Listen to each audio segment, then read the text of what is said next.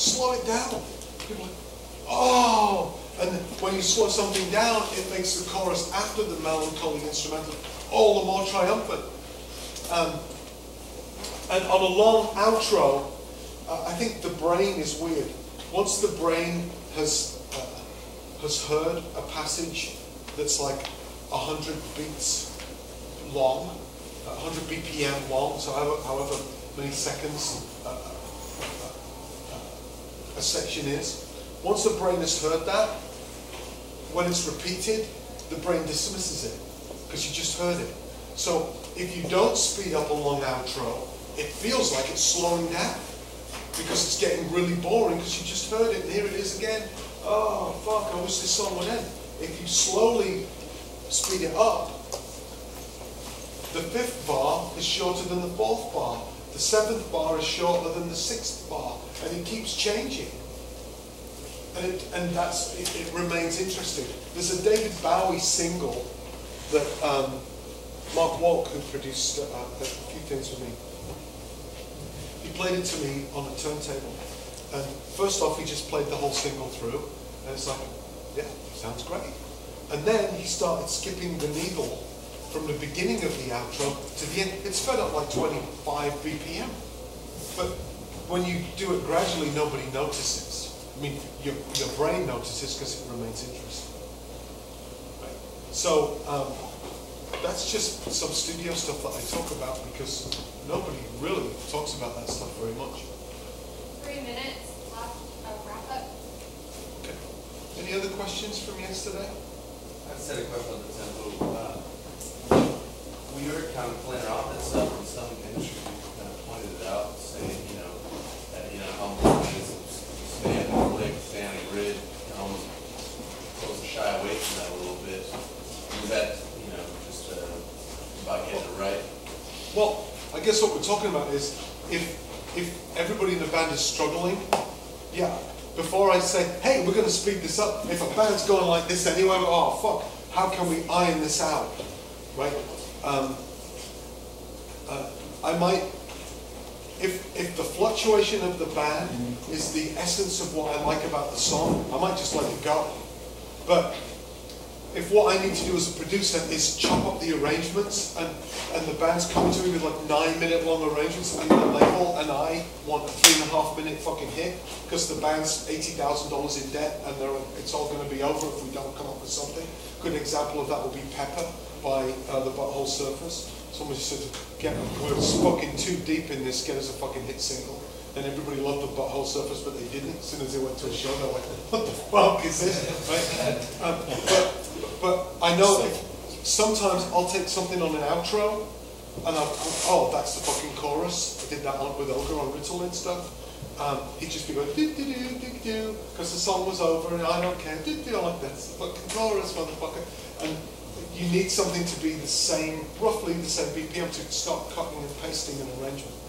I can do more with chopping an arrangement and pulling 1.5 minutes out of a song. I can do more to help a song doing that than I can with adding the warmth of tape to the drums or the bass or any of that other stuff. That's a big argument with Steve Albini. But for a struggling band, I would struggle to get them in the ballpark of not crazily fluctuating. Then once you've got some good songs down, the next level of that is to lift a chorus 4 BPM. And I suspect if someone's telling you not to do that, they might just not want to deal with the tempo map in the studio. And then, so that's one of the reasons I talk about that stuff is when everybody's just trying to iron everybody out to get on a grid, that's great. But grids are kind of fucking boring. For all the reasons I described, you can't lift a chorus, you can't pull a melancholy passage, and a long outro is just going to be,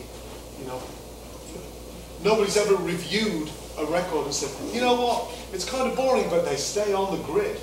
It's either exciting or it isn't, and it's just another tool that in our struggle for everything to be on the grid, I think we lost sight of that. The other thing is, and I mentioned this yesterday, was I've also done projects where I took every element of a band, the drums, like we were talking about framing and construction, took the drums and put exactly on the grid, took the bass guitar exactly on the grid, and okay, everything's exactly on the grid, let's have a listen. I fucking hate this band now. Sometimes, and Gang of Four is a good example, you had the show on yesterday, it's the tension, it's the push and the pull between everything, that you take two elements together, it's like, that's off. You take four elements together and somehow it's compelling and makes you want to listen and stays interesting. And that's a whole, that's a whole other science, that's an alchemy, if you like, the pushing and the pulling. Do you know what? Exactly. So who tells you to stay on the grid? The producer? It was an engineer. Yeah. Because we actually played with that for a break. It's kind of psychedelic break. We dropped the BPM about 3 beats per minute. We had the chorus was about 3 beats per minute. And he was against it. I think he was just out of pure laziness, really. Yeah. Because we like to record the click for the sake of post-production. We're doing MIDI stuff, but really, we did this whole record too, and that's our complaint.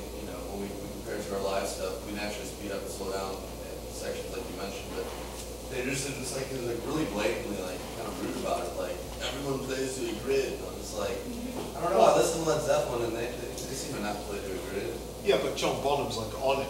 They're on it. They're Right. tight as a band. But anytime anybody says it, everybody, okay, fuck off then. We should do the opposite then. Destroy the grid. Fuck you. Bruce Mouse said, I think I said this yesterday, throw away all the software, everyone's using it. So if you want to be different, and it seems like one of the ways to stand out and get some traction in any business is to be different. So then, anytime you find yourself using the same studio everybody's using, or Pro Tools version, blah, blah, blah, yeah, fuck off. We're doing an album with micro cassette recorders, and we're recording in chocolate pudding. Fuck, yeah, it's not working, but someone will do it. These crazy bastards are recording in chocolate pudding. How's it going? Well, it's not working, but it tastes great. What the fuck? You've got a new story just by doing something completely ridiculous. So, engineers that do that, fuck off. Go work at the fucking DMV. Because, if that's what you want to do, just fucking work at the DMV.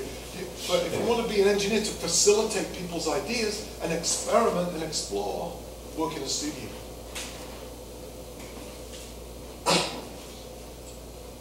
You ready? You know what? I got to hook up to this, and if I can just get some sound.